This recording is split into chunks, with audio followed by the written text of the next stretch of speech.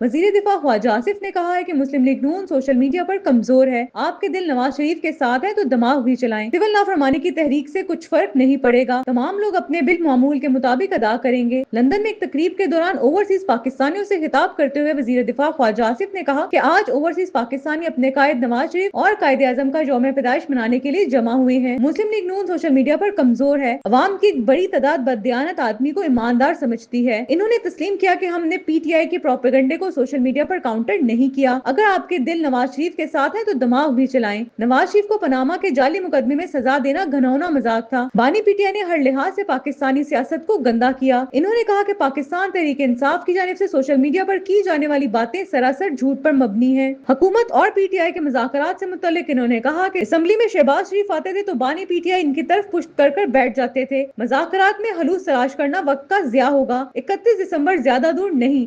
अब आपको ज़र मुबादला में इजाफा वाज़िया नजर आएगा। पीटीआई की सिविल नाफरमानी से कुछ फर्क नहीं पड़ेगा, तमाम लोग अपने बिल मामूल के मुताबिक अदा करेंगे।